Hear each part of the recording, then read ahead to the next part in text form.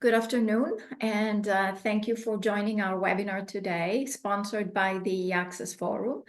My name is Anastasia Papas, and I'm the founder and director of the forum.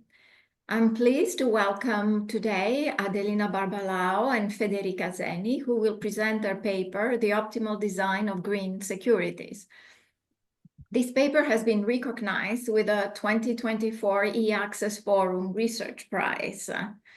Just 2 words about our prize, which was established in 2022 and has seen a steady increase in excellent submissions from young scholars every year.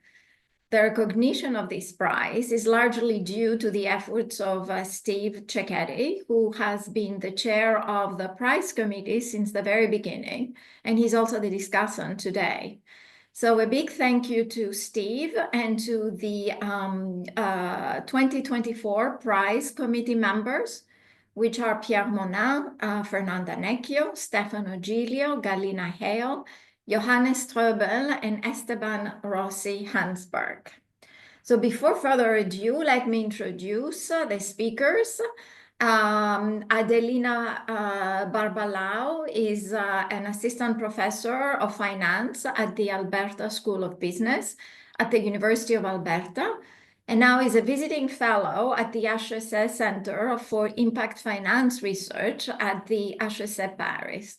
She holds a PhD from Imperial College in London. Federica Zeni is an economist in the finance and private sector development team of the World Bank's Development Research Group. Her research interests include corporate finance, sustainable finance, and financial economics. Her PhD is also from Imperial College in London. So finally, Steve, who will be the discussant today, is the Rosen Family Chair in International Finance at the Brandeis International Business School, and he's also the chair of the Advisory Scientific Committee of the European Systemic Risk Board. Previously, he completed a 5-year term as economic advisor and head of the Monetary and Economic Department at the Bank of International Settlements. I will stop here because he has an ultra long CV and we would like to get the webinar starting. So the floor is to Federica. Actually, I'll be the one starting. So first of all, thank you very much. Thank you for the introduction, and thank you for, of course, for award recognizing our work with this award. We're honored and thrilled, and we're both happy to be both here. I'll be starting the presentation and give you the motivation and big picture overview, if you will, of the paper, and then Federica will jump into the model details. So let me start off with the motivation. That is the increased. Can we move to the motivation slide? It's the increased importance of capital markets in supporting the transition to a sustainable economy. So the corporate sustainable debt markets has grown exponentially in recent years over the past decade, from about 100 billion pre-2012 to a total of 7.5 trillion as of the end of 2023. This reflects a general increased interest in the fight against climate change and other sustainability issues. And the market has started with and has long been dominated by green bonds, followed by green loans, sustainability bonds, and social bonds in decreasing order of issuance volume. And all these types of debt belong to a relatively simple category of contracts that are otherwise equivalent to plain vanilla loans and bonds, with the main distinction that they have a dedicated use of proceeds. What this means is that the proceeds can only be used to finance or they're dedicated to finance projects that have an environmental, social, or sustainability purpose, where sustainability refers to a mix of green and social. However, since 2017-18, we see the emergence of new types of securities that are shaded in red in the form of sustainability linked loans and bonds. And these are different, and the key difference is that the interest rate on these securities is not fixed, as is the case of a fixed income instrument, but it's linked to the sustainability performance of the issuer. But regardless of the many shades of green and red here and the proliferation of products, What we are doing in this paper is we make a fundamental distinction between, between two underlying type of security designs. What we call project-based security designs include green loans and bonds. As I said, these commit the proceeds to specific uses or products, and they have a fixed interest rate and that is independent on any outcome. The other category includes sustainability-linked loans and bonds. These are general purpose securities. They do not commit the proceeds to any type of uses, but instead they involve commitment to outcomes, and they do so by linking the coupon or interest rate to various sustainability targets in a way that if you fulfill a target, you get a reduction in the cost of capital, but if you miss the target, you get a penalty. So to give you a more concrete sense of how these contracts look like, here on the left-hand side, we have an example of a green bond. This was issued with the purpose of financing new wind farms in Belgium. So at issuance, we have selection and verification of the project, which is wind farms. The proceeds are placed in a dedicated account. The interest rate is fixed in this case at 0, and it's going to stay that way. And then we have reporting of the use of proceeds. This is captured using balance sheet data, and the investors can verify what the money has been spent on, essentially. On the right-hand side, we have what we call, in generic terms, outcome-based contracts. This is an SLB issued by NL with the purpose of reducing their direct or scope 1 emissions. So in this case, we don't identify a project, but this is a general purpose bond. At issuance, there is only selection of a green outcome metric or indicator. In this case, it's scope 1, and the schedule of repayment is such that interest rate increases if the issuer fails to achieve the target, and vice versa. And at maturity, you also have reporting of emissions in this case. So it's a bit more noisy than balance sheet data. So this is the background. Moving on to, I'm getting to the research question. Essentially, we started thinking about this because it was not clear to us why the market has started with securities such as green bonds. They seem to restrict the borrower's actions ex ante, and they make actions or intentions rather than outcomes the focus of green financing. Subsequently, we see the emergence of other types of like sustainability-linked loans and bonds. These securities embed outcome-related contingencies that would address some of these issues. They're also aligned with theory that says that contracts should include many contingencies.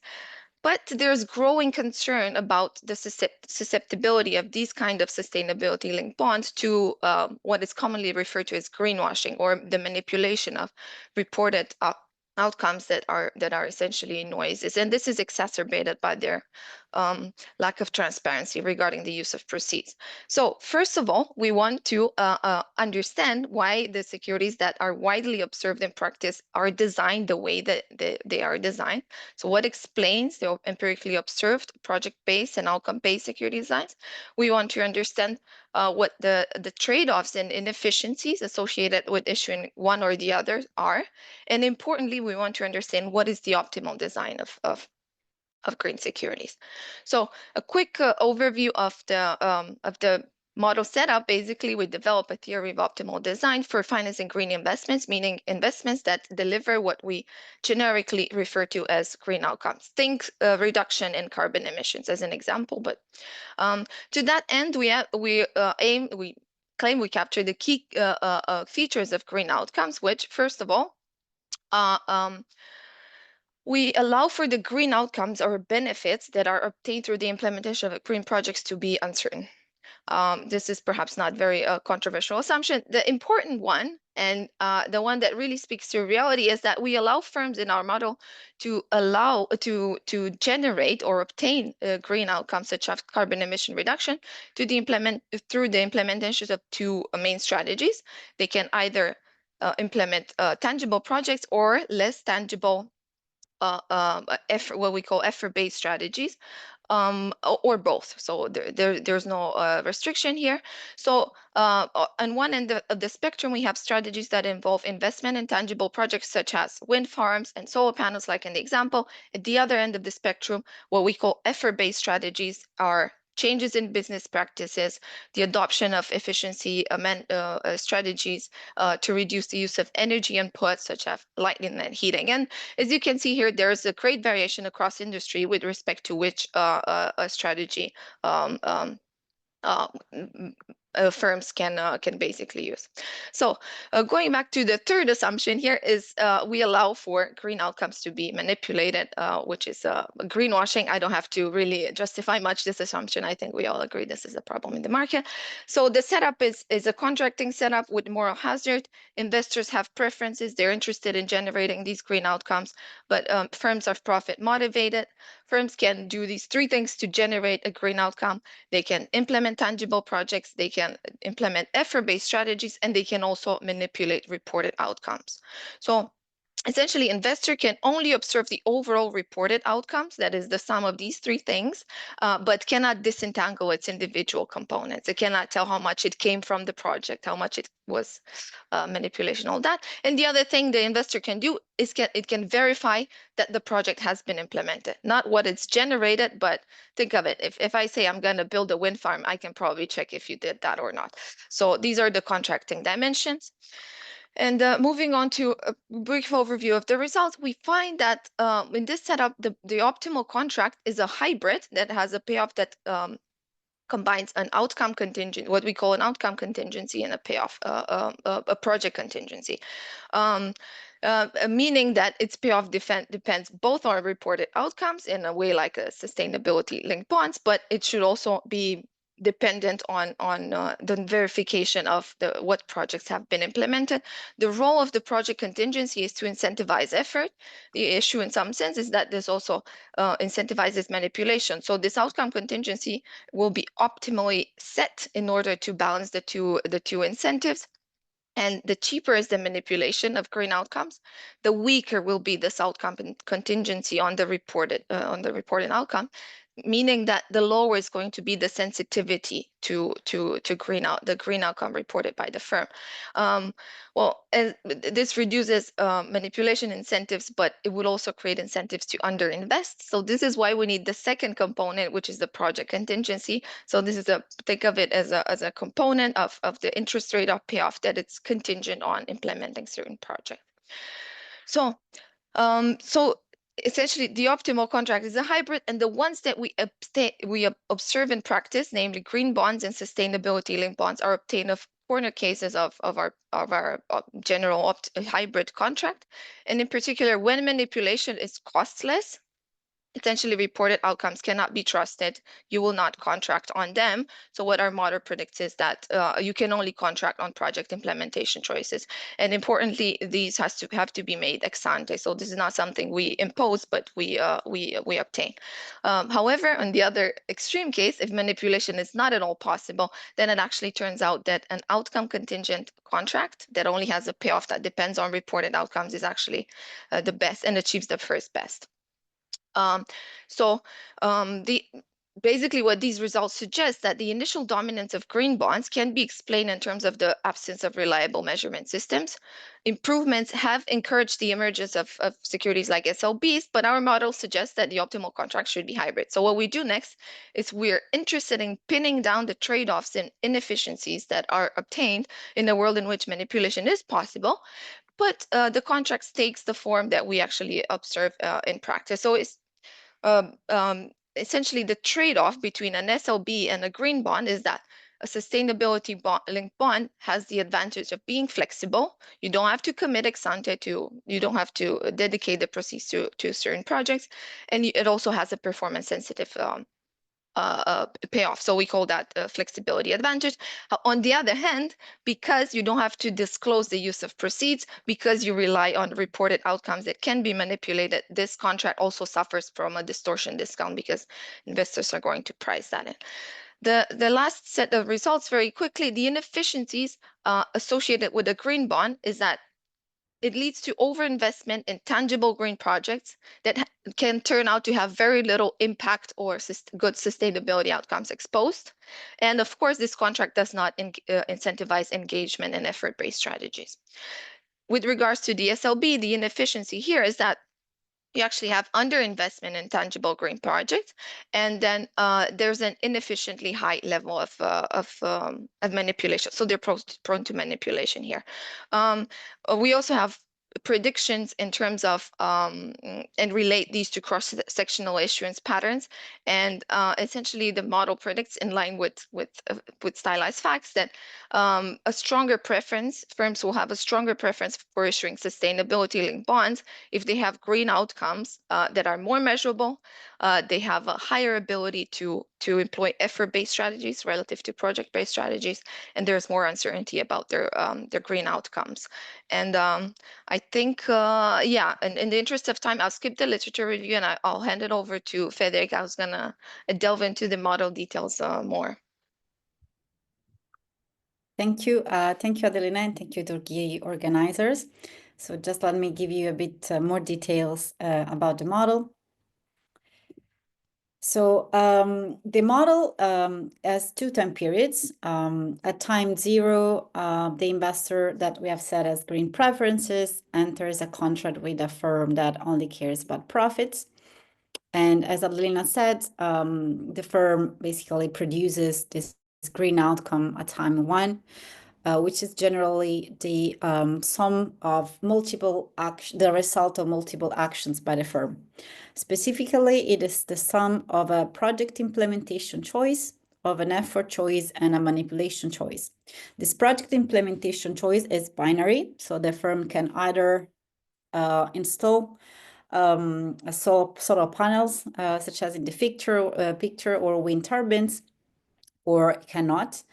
And what we postulate is that the green outcome that derives from this implementation is, other than after the implementation choice, is basically out of the control of the firm and is uncertain. So this is sort of like to capture uncertainty in relation to green technologies. And importantly, this uncertain outcome component reveals privately to the firm after financing. The firm can then deliver effort, as I said, through effort. And we postulate here that there is a little bit more control that the firm can have over these behavioral-based strategies that would substantially control energy consumption for a given production technology. And then there's manipulation. So effort and manipulation are basically continuous choice variables. So the investor derives utility only from the true green outcomes, which is the sum of the outcome from the project implementation choice and effort. And clearly, likes consumption, so dislikes this monetary transfer T to the firm. The monetary transfer, this is a parsimonious model, so we interpret it as the difference between the amount lent to the firm net of their repayment with interest. So it is substantially a quantity that is proportional to an interest rate on the loan. The firm has utility that clearly increases with the monetary transfer, but then decreases with the effort, manipulation, and project implementation cost. And manipulation is substantially seen by us as another effort choice, although we also explore a lot of other specifications of the model in the draft. So an important thing, as Adelina said, is that the investor observe the reported outcome by the firm as a whole, but it doesn't have the ability to disentangle between the three outcome sources. And in addition to that, it can verify whether the technology has been installed. And so these contractible dimensions are green outcomes that are manipulable on one end, and the binary project implementation choice. So we first derive a first benchmark, just to keep in mind what is the right for the firm to do. So if there was a social planner maximize the combined utility, we would let the social planner wait to observe the quality of the green project before deciding whether to implement it or not. So the project choice is state dependent and basically occurs after time 0. The effort, it's clearly the inverse of the effort cost, whereas distortion is clearly always 0, as it doesn't add value.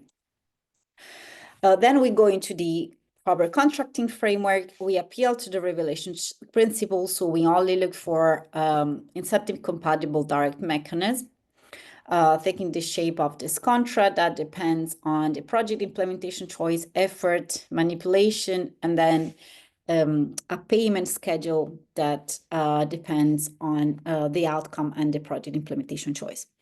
So we let the firms that report to the investor the quality of the project. After this report is done, the parties commit to the verifiable project implementation decision, and the investor recommends effort and distortion. Finally, the parties commit to the payment schedule that is written on the contractable dimensions. So we assume that the investor individual rationality constraint bindings, which means that we substantially solve for a surplus maximizing problem on behalf of the firm. This is a little bit more technical, but basically the way we find this optimal contract is we first look for optimal contract in a relaxed space where the Z is just assumed as observable or otherwise truthfully reported. And then we basically adjust this payment schedule so as to satisfy the full set of incentive compatibility constraint, which means also enforce truthful reporting of this quality. So the optimal contract in the end is linearly separable, is linear and linearly separable in these two contracting dimensions. So it has a fixed component T that adjusts to satisfy the individual rationality constraint. It has a component that depends on the project contingency, which is this delta. And it has a component that depends on the reported outcome, which is this outcome contingency beta.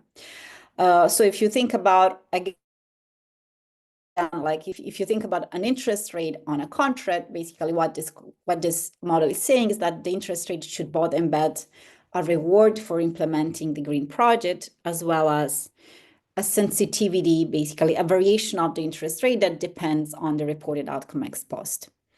Now, the functional form of this depends on the manipulation cost first, the effort cost, and also the project implementation cost. And I'm going to give you a bit more intuition in the next slides. So the outcome contingency beta is based in presence of manipulation, is basically set to optimally balance effort in presence of manipulation. So you have to think about a multitasking problem in which you would like to incentivize effort, but you cannot do so without incentivizing manipulation as well. And so you have to tune the beta to sort of like find the optimal amount of effort without causing too much manipulation. So in few words, beta is going to be below the first best benchmark. The project, now within the optimal contract, the project implementation choice, it is actually efficient, but it turns out that it is efficient as Adelina anticipated because there is this project contingency. So if for a moment we basically forget about this delta, what you can see is that the presence of manipulation generating this reduced sensitivity of the firm payoff to outcomes lead the firm to underinvestment in green technologies. So the firm, the investment schedule responds to the beta zeta. And so the firm invests if beta zeta is more than gamma, which means that some high quality projects, some projects with zeta above gamma are not implemented. And so because of this, you basically need an extra incentive, and this incentive is delta, and is such that substantially you restore the efficient project implementation. And so in practice, what this model is saying is that in presence of manipulation, when the green outcome cannot really disentangled, you need to contract on both dimensions. Otherwise, you are basically gonna lose some investment in efficient green technologies if you don't want to generate too much money. And so the optimal contract combines these two features. Now, in practice, does the optimal contract exist? Not really, or at least not for the majority of the cases. So we mostly see green bonds and SLBs, but we have seen some shades, like some new issuances that are sort of like a step a slight step forward towards basically the optimal contract. So, and this, we have seen this brought from the private sector and the World Bank, so international organizations. These are substantially bonds that have an outcome-linked structure that is set to sort of like incentivize performance, but also some constraints and verification on how the projects, the proceeds are basically used.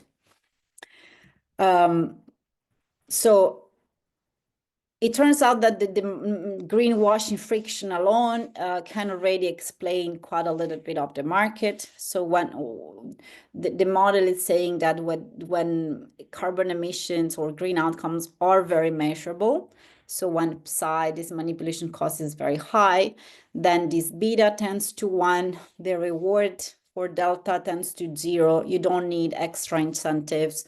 You can just contract on outcomes. And as Adelina said, like theory sort of like suggests us this. And so we should only see only see sustainability linked bonds. Vice versa, when manipulation is very cheap, this outcome metric is not reliable. And so the only thing we can do is to contract on project implementation. The point is that if you cannot rely on outcomes alone at all, you cannot even rely on the project outcome. And so you can only really just commit to project implementations ex ante. And so you basically collapse into exactly what it is, a green bond. So in a certain sense, like we get that SLBs and green bonds are corner cases of the optimal contract in very special scenarios where carbon emissions are either perfectly measurable or just cannot be measured at all. The start of the market might be probably a region, the left region of this graph, where we basically couldn't measure this non-financial outcomes at all. And so we would just start with issuing green bonds. And now that we're getting better, we see more sustainably linked bonds. Clearly, it is most likely that manipulation is possible at some cost. And so while the optimal contract would predict the hybrid solution, in practice, we see these corner cases. And what we want to understand is what are the inefficiencies related to these corner cases and also to quantify them. So in the case of the green bonds, we basically fix the payment schedule to a payment that has a fixed component and a component that depend on the project implementation choice. And as I said, as anticipated, you can only contract on the expected outcome delivered by the project, and then you don't exert effort. And so the inefficiency is that conditional on actually issuing this bond, it can be that an investment that has an expected outcome that is above gamma, in reality, exposed, it is reality exposed is basically below gamma. So intuitively, this means that it could lead to investing in projects that exposed or basically revealed to not be profitable. And at the same time, clearly, it doesn't incentivize effort above and beyond the tangible project implementation. On the other hand, the SLB that contrasts only on outcome misses this important project contingent reward, project-based reward. And so the idea is that it's reduced sensitivity to the extent we have a reduced sensitivity on outcomes because we want to control manipulation. So we want to avoid too much manipulation.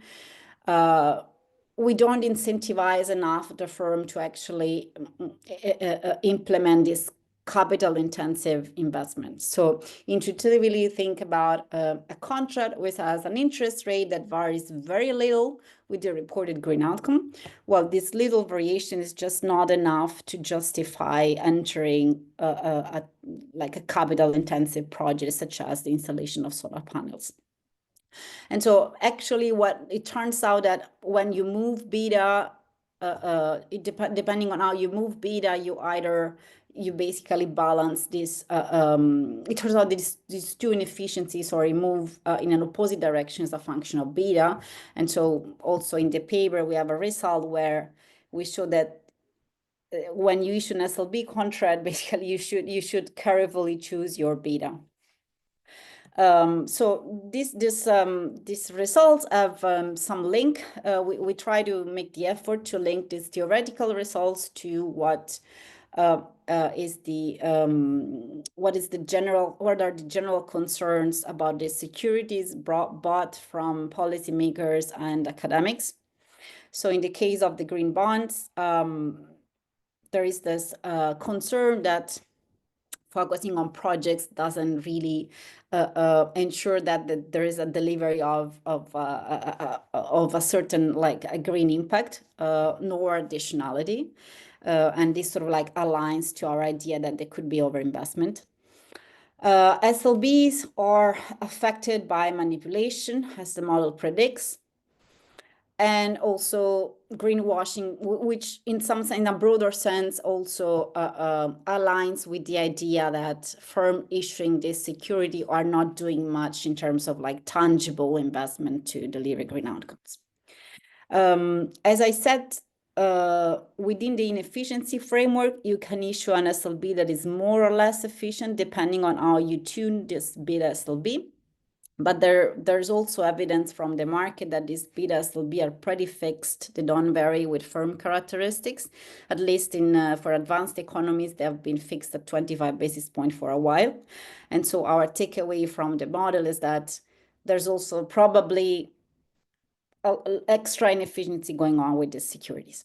And so more in general, we have other predictions that we discuss in the paper that are not necessarily, have not been explored. For example, really looking at the relationship between security issuances and how firms reduce emissions, like looking at project versus effort-based strategies. And then the last part of the paper, which still has the ultimate aim to link this model to empirical evidence, is to try to quantify the trade-off, to basically, we look at comparative studies of how the firm preference for issuing sustainability-linked bonds relative to green bonds vary with its characteristics. The nice thing is that having determined the optimal contract, we are able to quantify the inefficiencies and sort of like compare them. So we call the flexibility benefit of the sustainability-linked bond the difference between the surplus derived with the optimal contract and that one of the green bond. And the idea is that issuing a green bond basically fixes decision ex ante, doesn't give you the ability to improve your performance through effort. And so it's essentially less flexible.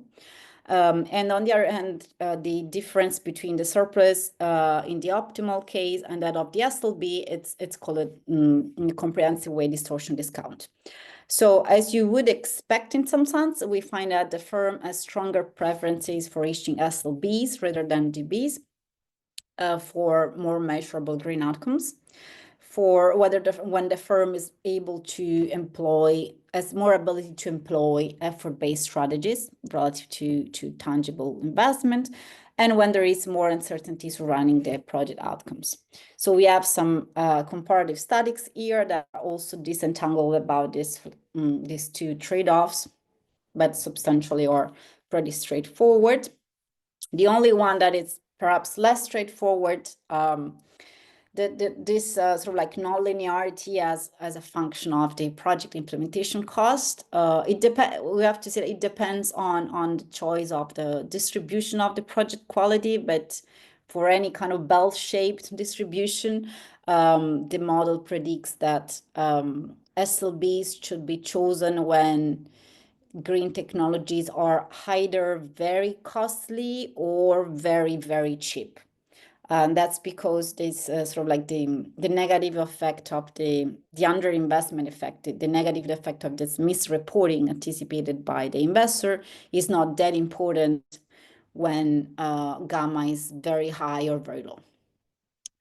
And so in summary, so we try to relate our model prediction to the data.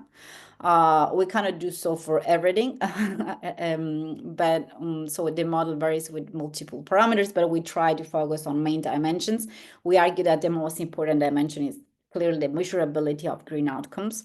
And so we actually use very disaggregated data from true cost that have scope 1, scope 2, and scope 3 emissions at the firm level. Those are sorted by the degree of measurability. So there's a whole discussion about the degree of measurability that depends on how direct your emissions are. And so we basically construct variation across industries and this ability to measure the green outcome. And that this nice linear relationship almost between industry, the measurability index and the proportion of outcome-based that's issued in the industry, with the idea that the more measurable the outcome of an industry, the more the firm should rely on these outcomes. There's an outlier, which are the utilities, whose green outcomes, whose carbon emissions are arguably the most measurable. Also, they have been regulated for a while. However, they issue mostly green bonds. And the model would tell you that this makes sense because utilities are basically an infrastructure kind of industry where there's little room for improvement through effort. And so substantially, the surplus that you get from issuing an SLB, it's basically less than the distortion discount in a certain sense. And then we have some other tests, some other sort of like, we try to also look at technological uncertainty and so on, but we probably have to, we want to expand this test further. So just to sum up, we develop a theory of optimal security design for financing green investment in the presence of greenwashing. We choose some ingredients for the green investments.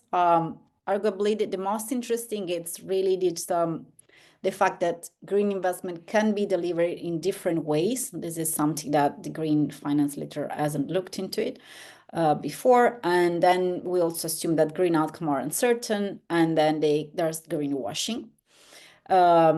We find that the optimal contract should be a hybrid of the two securities empirically observed in the market, which leaves us to having to study basically the inefficiencies that are related to this contract through the lens of the model.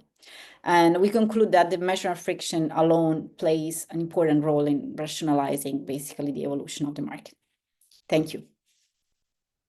Thank you very much, Adelina and Federica, for a very interesting presentation.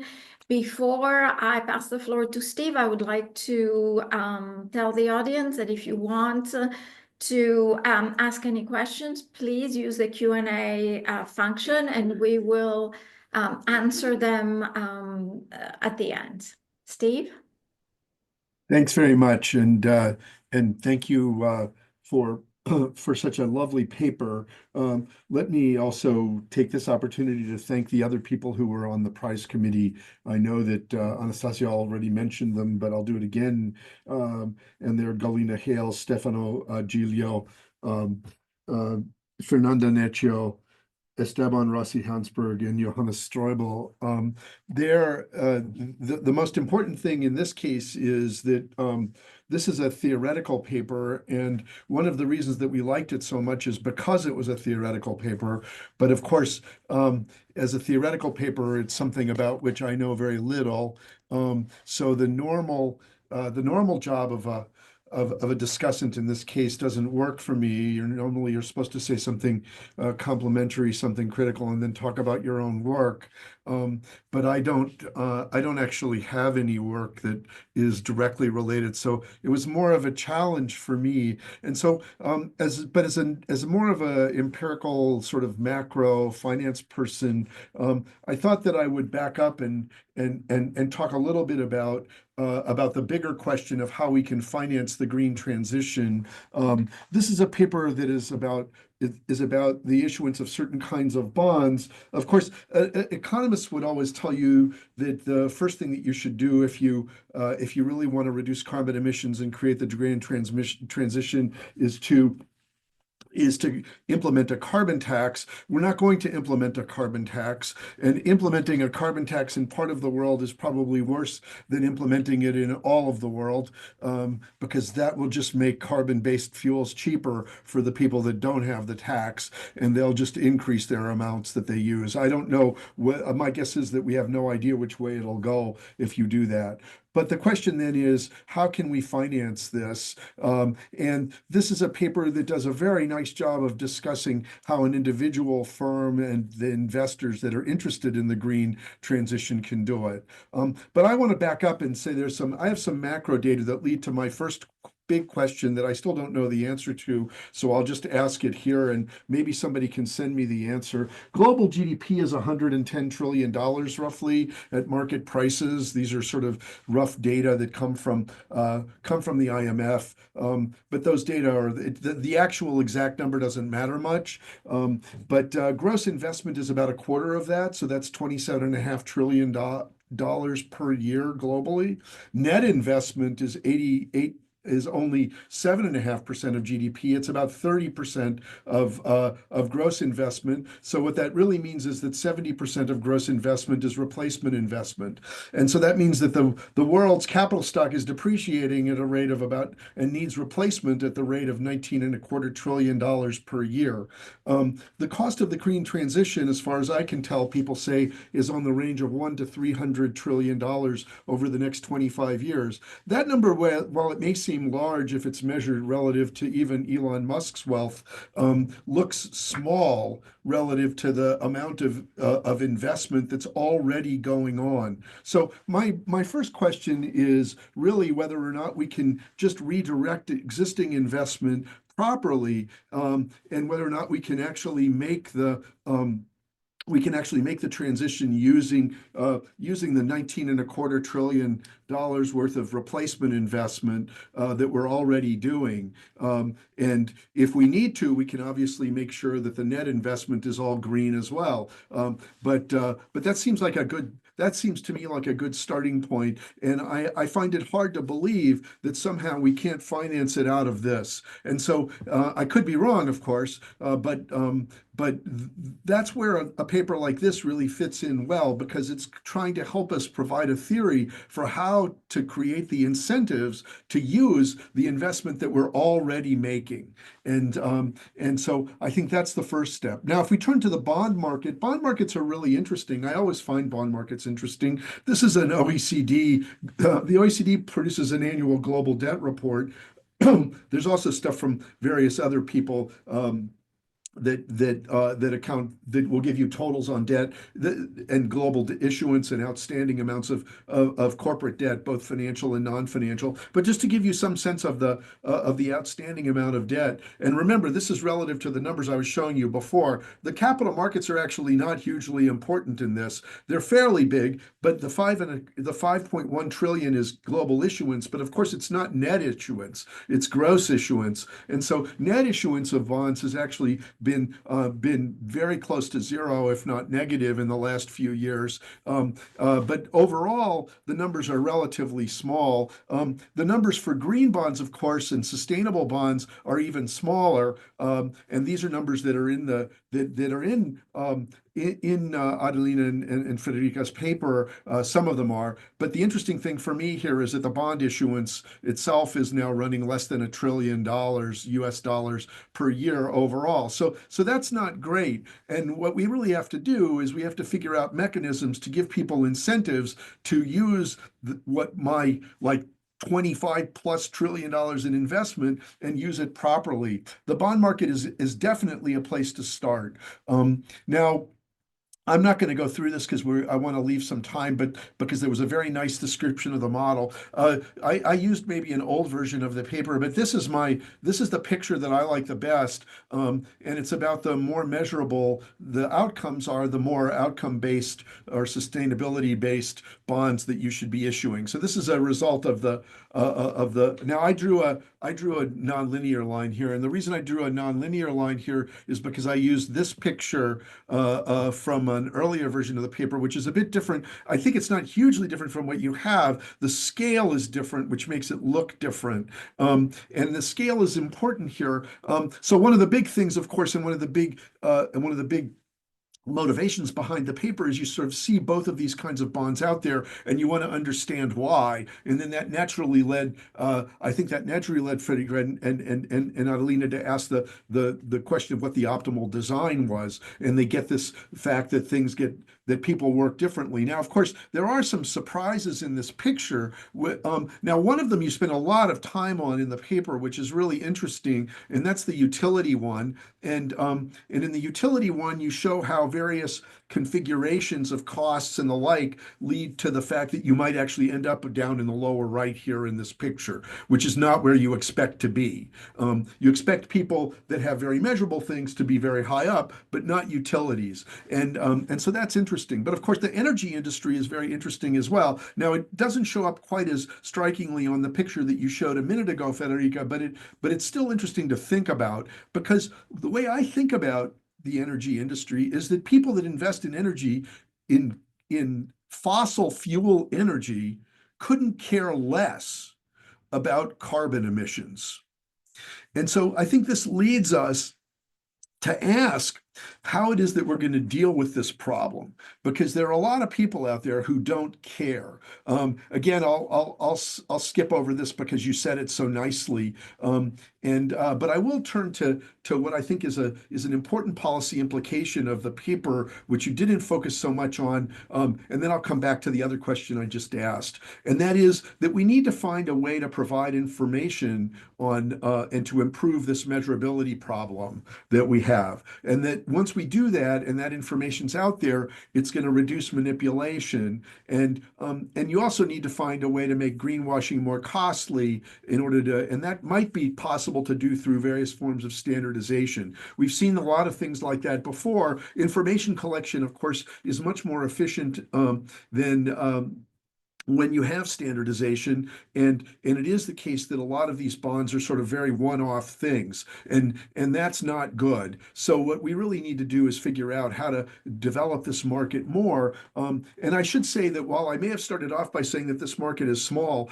it's important that everybody be sort of pulling in the same direction all the time. And so we do want to develop this capital market. We want it to be as developed as possible. It's also the case that when you have these capital markets, they generate prices and they generate risk assessments that can be used by other investors and by firms themselves to make decisions about what they're going to do. So the fact that the market might be small is not an indication that it's unimportant in the fact that it's generating information. I think that's really, really a critical thing here. So I'm not at all trying to criticize this on the basis of the fact that it's small. It is small. We want it to be bigger, but it doesn't have to be bigger or much bigger to work. But in any case, these are the things we want to do. My question for you about this is whether or not we can figure out a way for the private sector to have an incentive to do this, or does the public sector have to get involved? My view of the world right now is that the public sector is going to be less involved in all of this than we want. And that means that we need the private sector to be as involved as possible. So how do we create the right incentives? You're trying to create the right incentives for the investors who care about green. I want incentives for the private sector that does and does not care about green to make it more green and to make it less brown and to provide the information internally and the like. I mean, we see a lot of private information generation in the financial markets through things like rating agencies. There are, I don't know if they're still out there, but the what was it? It's Morningstar that you get the little Earths if you're green or something. It's not clear what they actually refer to, but you do get these things. So there's a lot of private information generation going on here, and how can we make sure it's the right kind of information? This brings me back to the start, and this is my last slide, and that is the first question then is, which I asked with the big number, my macro numbers is whether we can finance the transition by just redirecting existing investment, getting people to do the right things. The second one is how can we influence jurisdictions that don't care about climate? So these are people who, like the place where I'm sitting right now, probably, although not Massachusetts, but certainly the United States, that doesn't care about it. It's great that the Swedes care, but the fact that they care is not going to, in the end, help them enough. That's not good enough for them to care. And it's great that, you know, that a lot of people in Europe care and a lot of people elsewhere care, even here. But if there aren't, if the jurisdiction overall is not implementing green policies, then what do we do? And then the other thing that I really, really wonder about is how we influence investors who don't care about climate. This is the thing that really worries me. I'm very worried about creating incentives. Like I spend a lot of time watching sports. It's what I do a lot, like when I don't have to do other things. And in the middle of the sports, at least when you're sitting in the UK, which I've done a lot of, you get ads from BP, and the ads from BP are about electricity generation and about green investment. But BP is an oil company. BP is a fossil fuel generating company. I don't want a world in which BP has an incentive to split itself into two companies, one which issues brown bonds to people who don't care, and one of them that issues green bonds that then meet the requirements of the people who do care and of various governments. And the brown version of BP isn't going to care what, you know, whether the banking system is financing them, because they can finance themselves from people who don't care about carbon emissions. So I have to set this up in a way that that makes sure that I don't just fragment the world and not meet the overall global objectives that I want. So these are the problems. So, you know, if I say, well, what is it that I want to see in your next paper? I want ill-intentioned investors to exist. I want two kinds of investors. And then I want to know, what is it that I'm supposed to do in order to make sure that the bad investors get screwed? And I'm not sure how to do that, but you're the theorist, so I'll leave that question with you. But thank you again for a wonderful paper and for sending it in. And I hope everyone who's listening will do this again, as Anastasia said. Everyone who's listening, as well as the two of you, tell all of your friends and your colleagues to submit their papers when the time comes, which will happen during the course of the summer and the early autumn of this year. So thank you again for your paper. June for the 2025 prize. Thank you, Steve, for a very thought-provoking discussion. Federica, Adelina, would you like to answer, and then we go to the questions?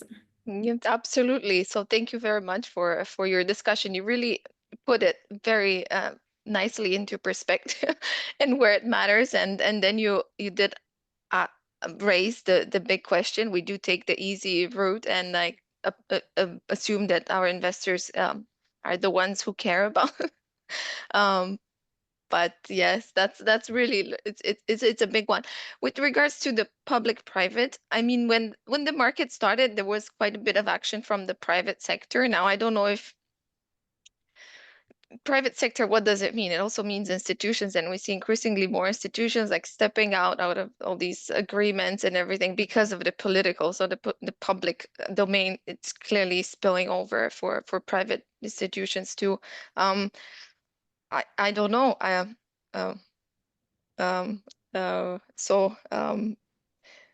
Yes, I don't know, Federica, something too. Yeah, no, thank you. No, thank you, Stephen. This was very enlightening. I have to say that I am at the World Bank, so basically every day I read a report about figures of the money that needs to be allocated to green finance, but I never saw about this figure about basically just like the investment that are already taking place as just like a replacement for capital depreciation. That's so. I mean, I basically now that I exit this meeting, I'm just gonna write boss that basically puts this in perspective. But in terms of just linking to, well, first of all, the energy sort of like the energy puzzle in a certain sense, it's something that we are still sort of like wondering, why do we see energy there? I mean, somehow energy and utilities companies seem similar. It's more like energy encapsulate the utility business, but it's also larger, and it's substantially, it has a different set of investors. And I guess that's, you can find a bunch of reasons as of why we see basically that kind of issuances, and that's something that we attempt to explain in the paper, although we didn't spend time to do it in the presentation. And another great thing is that I have to say that tangentially, in one version of a model that we were thinking to do with Franklin at some point, we were thinking about this business model that basically a firm like BP has substantially incentive. It increases its value if it splits itself and becomes green for a certain market and brown for another one. And I think the good thing about SLBs is that they have these targets that are at the firm level. And so somehow they discourage the firm to, I mean, basically these carbon emissions outcomes should measure the firm emissions in total, as opposed to green bond issuance. So you can issue, like we can issue a green bond to invest in a green technology and do a lot of other brown stuff behind.